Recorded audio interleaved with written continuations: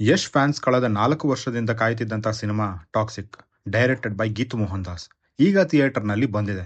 KGF ಆದಮೇಲೆ ಯಶ್ ಇಂಥದ್ದೊಂದು big budget commercial movie ಜೊತೆಗೆ ಒಬ್ಬ ಇಂಡಿ ಫಿಲ್ಮ್ ಮೇಕರ್ ಜೊತೆ ಕೈ ಜೋಡಿಸಿದ್ದು ನಿಜಕ್ಕೂ ಆಶ್ಚರ್ಯ.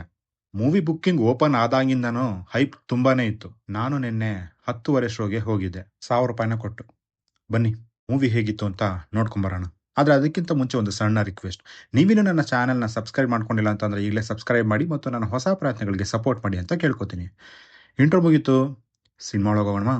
ಈ ಸಿನಿಮಾದ ಕತೆ ನಡೆಯೋದು 1947, ಅಂದರೆ ಬ್ರಿಟಿಷ್ ಆಳ್ವಿಕೆ ಮುಗಿದ ಮೇಲೆ ಗೋವಾದಲ್ಲಿ ಪೋರ್ಚುಗೀಸ್ನ ಆಳ್ವಿಕೆ ನಡೀತಾ ಇರುತ್ತೆ. ಇಂತಹ ಸಮಯದಲ್ಲಿ ಅಲ್ಲೇ ಇದ್ದಂತಹ ರಾಯ, ಆತನ ಅಕ್ಕ ಗಂಗಾ, ಅವಳಿಗೆ ಒಂದೇ ಆಸೆ, ಇಡೀ ಗೋವಾನ ತನ್ನ ತಮ್ಮ ರೂಲ್ ಮಾಡಬೇಕು ಅನ್ನೋದು. ರಾಯ ಇಡೀ ಗೋವಾನ ರೂಲ್ ಮಾಡ್ತಾನ. ಅದಕ್ಕೆ ಎದುರಾದ ಸಮಸ್ಯೆಗಳೇನು, ಈ ನಡಿಯ ಯಾರು, ಇವೆಲ್ಲವನ್ನ ನೀವು ಸಿನಿಮಾ ನೋಡಿನೇ ತಿಳ್ಕೋಬೇಕು. ಸಿನಿಮಾದ ಪಾಸಿಟಿವ್ ವಿಷಯಗಳಿಗೆ ಬರೋದಾದ್ರೆ ಅದು ಇಲ್ಲಿನ ಪ್ರೊಡಕ್ಷನ್ ಡಿಸೈನ್. ಕೋಟ್ಯಾಂತರ ರೂಪಾಯಿ ಖರ್ಚು ಮಾಡಿರೋಂಥದ್ದು ಪ್ರತಿ ಫ್ರೇಮ್ಸ್ನಲ್ಲೂ ಎದ್ದು ಕಾಣಿಸುತ್ತೆ. ಒಂದೊಂದು ರೂಪಾಯಿ ಅವರು ಎಲ್ಲಿ ಖರ್ಚು ಮಾಡಿದಾರೋ ಅದು ನೀಟಾಗಿ ಕಾಣಿಸುತ್ತೆ. ಪ್ರೊಡಕ್ಷನ್ ಟೀಮ್ನ ಕನ್ವಿಕ್ಷನ್ ನನಗೆ ಇಲ್ಲಿ ಇಷ್ಟ ಆಯಿತು. ಇನ್ನು ಈ ಸಿನಿಮಾದಲ್ಲಿ ನನಗೆ ಇಷ್ಟ ಆಗಿದ್ದು ಯಶ್ ಅವರು ಆಕ್ಟಿಂಗ್ ಪ್ರೆಸೆನ್ಸ್, ಆ ಸ್ವ್ಯಾಗ್ ಎಲ್ಲವೂ ಇಷ್ಟ ಆಗುತ್ತೆ. ಡ್ಯೂಯಲ್ ರೋಲ್ನಲ್ಲಿ ಅವರ ಟ್ರಾನ್ಸ್ಫಾರ್ಮೇಶನ್ ಅಂಡ್ ಅಲ್ಲಿ ಬಂದಂಥ ಅವರ ಪರ್ಫಾರ್ಮೆನ್ಸ್ ನನಗೆ ಇಷ್ಟ ಆಯಿತು. ಈ ಎರಡನ್ನ ಬಿಟ್ರೆ ನನಗೆ ಸಿನಿಮಾದಲ್ಲಿ ಯಾವುದೂ ವರ್ಕ್ ಆಗಲಿಲ್ಲ. ಈ ಸಿನಿಮಾಗೆ one of the writer Yash ಅವರೇ. ಮೈಟ್ ಬಿ ಅದೇ ಇದರ ಬಿಗ್ಗೆಸ್ಟ್ ಡ್ರಾಬ್ಯಾಕ್ ಆಗಿರ್ಬೋದು ಅಂತ ನನ್ಗನ್ಸುತ್ತೆ. ಯಾಕಂದ್ರೆ ಪ್ರತಿ ಫ್ರೇಮ್ನಲ್ಲೂ ಅವ್ರು ಇದ್ದೇ ಇದ್ದಾರೆ. ಇಡೀ ಸಿನಿಮಾ ಕತೆ ಅವರ ಸುತ್ತಾನೇ ನಡೆಯುತ್ತೆ. ಆ ಓವರ್ ಬಿಲ್ಡಪ್ಸು, ಆ ಫೈಟ್ಸು ಅವಶ್ಯಕತೆನೇ ಇಲ್ಲ ಅಂತ ಅನ್ಸುತ್ತೆ. ತಬಾಯಿ ಸಾಂಗ್ ಒಂದನ್ನ ಬಿಟ್ರೆ ಯಾವುದೇ ಸಾಂಗ್ಸ್ಗಳು ನಿಮ್ಮ ತಲೆಯಲ್ಲಿ ಉಳಿಯೋದಿಲ್ಲ. ರವಿ ಬಸ್ರೂರ್ ಅವರ BGM ಡೈಲಾಗ್ಸ್ಗಳನ್ನೇ ಓವರ್ಲ್ಯಾಪ್ ಮಾಡಿದೆ. ಕೆಲವೊಂದು ಡೈಲಾಗ್ಸ್ಗಳು ಕರೆಕ್ಟಾಗಿ ಕೇಳಿಸೋದೇ ಇಲ್ಲ. ಇನ್ನು ಕಿಯಾರ ಅವ್ರ ಆಕ್ಟಿಂಗ್ ಚೆನ್ನಾಗಿದೆ. ಎಲ್ಲ ಲೇಡೀಸ್ ಕೂಡ ಅವ್ರು ಕೊಟ್ಟಿರುವಂಥ ಪಾತ್ರನ ಚೆನ್ನಾಗಿ ನಿಭಾಯಿಸಿದ್ದಾರೆ ಅಂತ ಹೇಳ್ಬೋದು.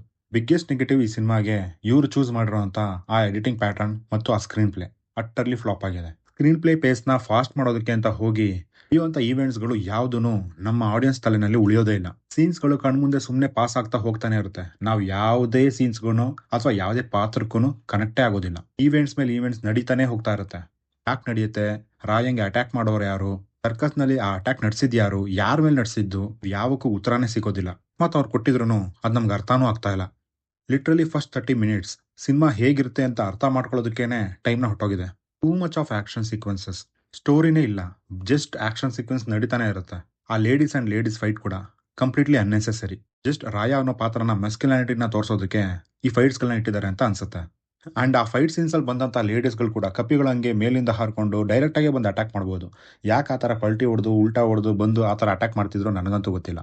ಸ್ಟಾರ್ಟಿಂಗ್ 10-15 ನಿಮಿಷ ಅಷ್ಟೇ ನನಗೆ ಸಿನಿಮಾನ ಹಿಡಿದಿಟ್ಕೊಳ್ಳೋಕೆ ಪ್ರಯತ್ನ ಪಟ್ಟೆ.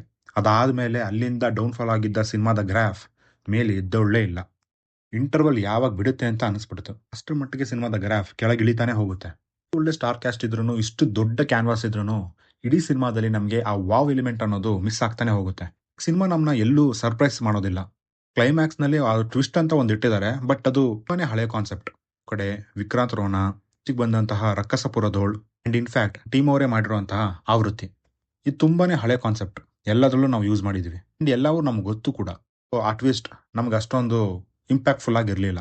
ಆ ರೀತಿ ಕ್ಲೈಮ್ಯಾಕ್ಸ್ನ ನಿಜವಾಗ್ಲೂ ಡೈರೆಕ್ಟರ್ ಅವ್ರು ಬರ್ಕೊಂಡಿದ್ರ ಅಥವಾ ಅದು ಸುಮ್ಮನೆ ಟೈಮ್ ಬೀಯಿಂಗ್ ಆಗಿ ಅದನ್ನು ಶೂಟ್ ಮಾಡಿದ್ರ ನನಗಂತೂ ಗೊತ್ತೇ ಆಗ್ತಾ ಇಲ್ಲ.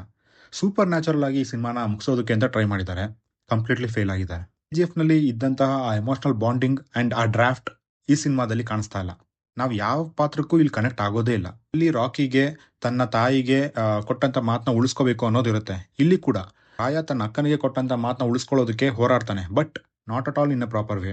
ಸಿನಿಮಾದ ರನ್ ಟೈಮ್ 3 ಗಂಟೆ 14 ನಿಮಿಷ. ಲಿಟ್ರಲಿ ತುಂಬಾನೇ ಡ್ರ್ಯಾಗ್ ಮಾಡಿದ್ದಾರೆ. ಇವಾಗ ಅವ್ರು ಏನೇ ಎಡಿಟ್ ಮಾಡಿ ಸರಿ ಮಾಡಕ್ ಹೋದ್ರು ಅದು ಸರಿ ಮಾಡಕ್ ಆಗದೇ ಇರೋಂಥ ತಪ್ಪಾಗೋಗ್ಬಿಟ್ಟಿದೆ. ಐ ಥಿಂಕ್ ಯಶ್ ಅವರ ಕೆರಿಯರ್ನಲ್ಲಿ ಇದೊಂದು ಬಿಗ್ಗೆಸ್ಟ್ ಡಿಸಾಸ್ಟರ್.